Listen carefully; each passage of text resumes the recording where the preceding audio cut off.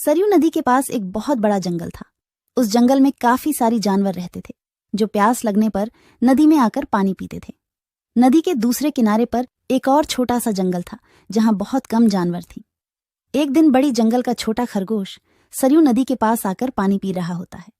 तभी नदी के दूसरी ओर खड़ा एक बाघ उसे देख रहा होता है। यह खरगोश आज मेरा भोजन बन सकता है। वैसे भी मेरे जंगल में अब शिकार करने लायक जानवर बचा भी नहीं है। क्यों न मैं नदी के उस पार वाले जंगल में जाकर शिकार करूं। और वैसे भी वह जंगल बहुत बड़ा है और वहां का शेर भी मूर्ख और शाकाहारी है। पता नहीं ऐसे शेर मर क्यों नहीं जाते।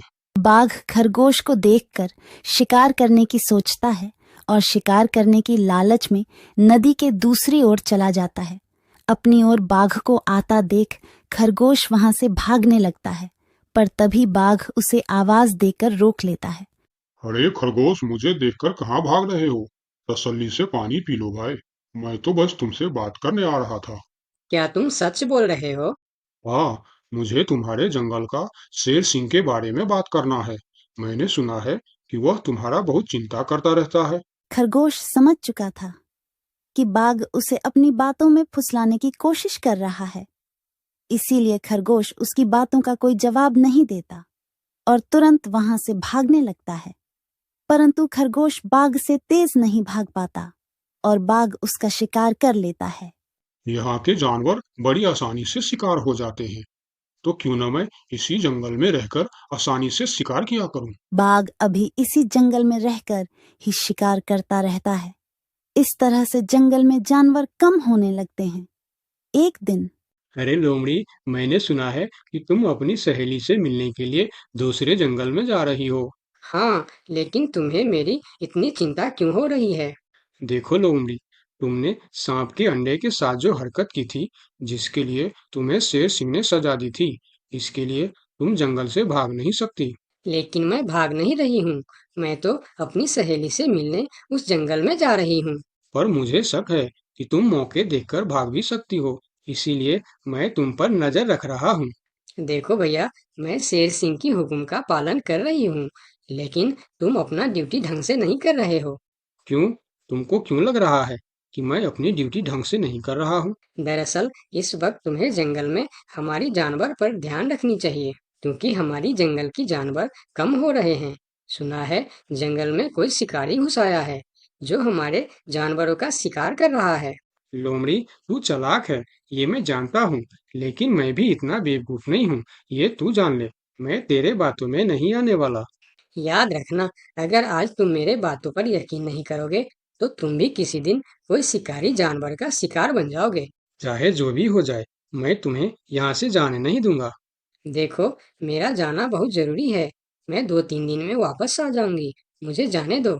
ठीक है, मैं तुम्हें जाने दूंगा, लेकिन मेरा एक शर्त है। शर्त?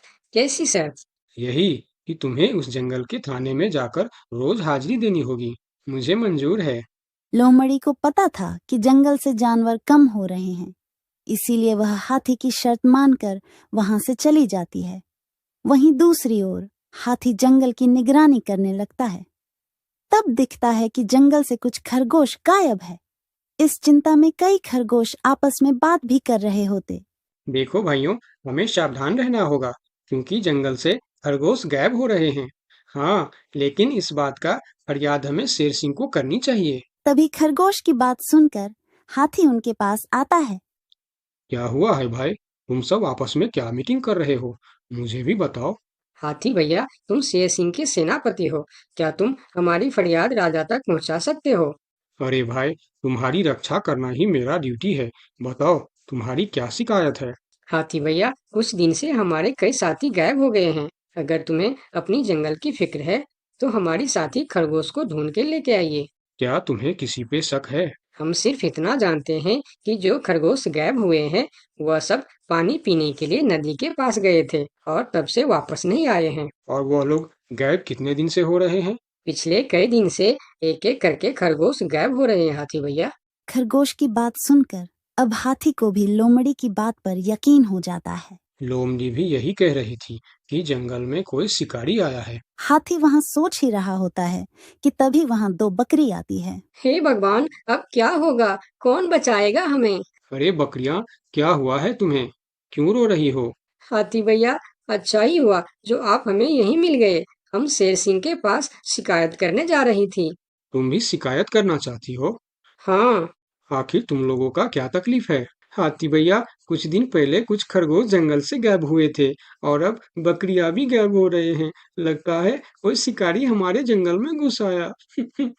पूरा जंगल इसी बात से परेशान था कि आखिर उनका शिकार कर कौन रहा है। अब वह सभी मीटिंग के लिए शेर सिंह के पास जाते हैं और सारी बातें शेर सिंह को बताते हैं, जिस पर शेर सिंह अपनी जंगल की जानवरों से कहता है। आप सब फिक्र मत करो, मैं बहुत जल्द पता लगा लूंगा कि यह काम किसका है और कौन हमारे जंगल का जानवरों का शिकार कर रहा है। तो अब हम क्या करेंगे शेर सिंह? आप लोगों से हमारी यह विनती है कि आप लोग जंगल से बाहर नहीं जाएंगे। जिसको भी पानी पीना है वह इसी जंगल का तालाब का पानी पिएगा। महाराज, आपका ये हुक्म हमें कब तक पालन करना होगा? एक बार बस मैं उस शिकारी को पकड़ लूं, उसके बाद आप लोग जंगल से बाहर जाकर भी पानी पी सकते हो। सभी जानवर शेर सिंह की बात मान जाता है और जंगल से बाहर जाना बंद कर देती है। 2 दिन बीत जाती है और जंगल से कोई भी जानवर गायब नहीं होता। उधर शिकार नहीं मिलने पर अब बाघ परेशान हो जाता है, क्योंकि 2 दिन से उसने कोई शिकार नहीं किया था। इतना बड़ा जंगल है, इतने सारे जानवर है, तो फिर यह कमबख्त जानवर पानी पीने के लिए बाहर क्यों नहीं आ रहे हैं?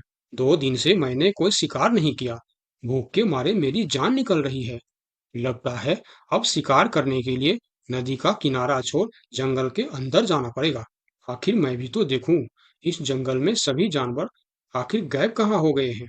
अब देखता हूँ मुझसे कैसे बचते हैं इस जंगल के जानवर। इतना बोलकर बाघ छुपकर जंगल के अंदर घुस जाता, जहां वह देखता है एक बकरी घास खा रही होती है। उस बकरी को घास खाता देख बाघ पीछे से उस पर हमला कर देता है और उसे मारकर अपने साथ जंगल से बाहर ले जाता है। ये सब एक दूसरी बकरी देखती रहती है। अच्छा, तो ये बात है। अभी मैं जाकर शेर सिंह को बताती हूँ। फिर बकरी सभी जानवरों को इकट्ठा करके शेर सिंह के पास पहुंचती है। महाराज, हमारे जंगल में दूसरे जंगल का बाघ घुस आया है और वही हमारे जंगल में शिकार कर रहा है। महाराज, वह बहुत तेज और बहुत दुष्ट शिकारी है। उसने हमारे सामने ही हमारे साथी को मार डाला, जो मैंने अपने आंखों से देख के आया हूँ। महाराज, अब आप कुछ कीजिए महाराज, नहीं तो हमारे प्रजाति खत्म हो जाएंगी। महाराज, अब कुछ करना ही पड़ेगा। अब आप कुछ कीजिए महाराज, नहीं तो हमारी प्रजाति खत्म हो जाएंगी। हाँ महाराज, अब कुछ करना ही पड़ेगा। सबकी बात सुनकर शेर थोड़ी देर सोचकर बोला। लोमड़ी कहाँ है? महाराज, वो नदी के उस पार वाले जंगल में गई है। शेर सिंह लोमड़ी के मदद से बाघ को पकड़ने का मन ही मन प्लान करके बोला। देखो, इस जंगल का जानवरों का रक्षा करना हमारा पहला कर्तव्य बनता है और मैं आप लोगों की रक्षा जरूर करूंगा। बस आप सबको मेरा साथ देना होगा। जैसे मैं बोलूंगा वैसे आप सबको करना होगा। हाँ, हम सब तैयार हैं महाराज। तो सुनो, आप लोगों में से कोई भी उस नदी के किनारे नहीं जाएगा और जब वह शिकारी को शिकार नहीं मिलेगा तब वह जंगल के अंदर आने के लिए मजबूर हो जाएगा और वो जब जंगल के अंदर आ जाएगा तब मैं जंगल की किसी एक जानवर को उसके सामने भेजूंगा। फिर जैसे ही वह मेरे भेजे हुए जानवर का शिकार करने जाएगा हम सब उस पर हमला बोल देंगे। मतलब हम में से किसी एक को अपनी जान खतरे में डालनी होगी महाराज। हाँ, मगर मौत के मुंह में जाने के लिए कौन तैयार होगा महाराज, वह तुम्हें कल पता चल जाएगा। शेर सिंह अपने गुप्तचरों द्वारा लोमड़ी को संदेश भिजवाकर उसे वापस बुलाता है। आपने मुझे इतनी रात में यहाँ क्यों बुलाया महाराज? लोमड़ी, मैं तुम्हारी सजा माफ करना चाहता हूँ, मगर तुम्हें मेरा एक काम करना होगा। सजा से छुटकारा पाने के लिए मैं कुछ भी करने के लिए तैयार हूँ महाराज। ठीक है, तो सुनो। लोमड़ी की हाँ करती ही शेर सिंह ने बाघ को पकड़ने का प्लान उसे बता दिया। महाराज, जब बाघ मेरा शिकार करने आएगा तब आप मुझे टाइम पर आकर बचा तो लेंगे ना? मैं शेर हूँ, कोई नेता नहीं जो वचन देकर मुकर जाऊंगा। तुम निश्चिंत रहो, तुम्हें कुछ भी नहीं होगा। अगले दिन प्लान के अनुसार लोमड़ी नदी के किनारे जाता है शिकार को आता देखकर बाघ खुश हो जाता है। वाह, आज मुझे पेट भरकर खाना मिलेगा। शिकार के नजदीक आते ही मैं उसे मार दूंगा। लोमड़ी डरते डरते नदी के किनारे पहुंच जाता है। हे भगवान, टाइम पर शेर सिंह को भेज देना। कैसी हो लोमड़ी? मैं ठीक हूँ बाघ भाई। अभी तो तुम ठीक हो, लेकिन थोड़ी देर बाद ठीक नहीं रहोगे। क्या मतलब? मतलब ये कि मैं अभी भूखा हूँ, और जब मैं भूखा होता हूँ तो किसी का भी शिकार कर लेता हूँ। इतना बोलकर जैसे ही बाघ लोमड़ी की तरफ जाता है, वो शेर सिंह के जाल में फंस जाता है और वहां सारी जानवर आ जाता है।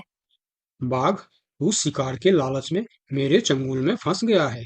अब तेरी कहानी खत्म। तुमने मुझे धोखा दिया शेर सिंह। जैसी करनी वैसी भरनी, मुहावरा तो तूने सुना ही होगा। बाघ, तू सबको धोखे से मारता था, इसीलिए मुझे तुम्हें भी धोखे से मारना पड़ा। मुझे माफ कर दो शेर सिंह, मैं हमेशा के लिए जंगल छोड़कर चला जाऊंगा। तूने हमारे जनता पर अत्याचार किया है, अब तुम्हें इसका हिसाब चुकाना पड़ेगा। साथियों, अपना बदला ले लो। शेर सिंह की आज्ञा मिलते ही सारे जानवर उस बाघ पर टूट पड़ता है। इस तरह से शेर सिंह अपने चालाकी और सूझबूझ से अपने जंगल के जानवरों की रक्षा करता है। इस कहानी से हमें यही सीख मिलती है कि धोखे का अंजाम धोखा ही होता है। जैसी करनी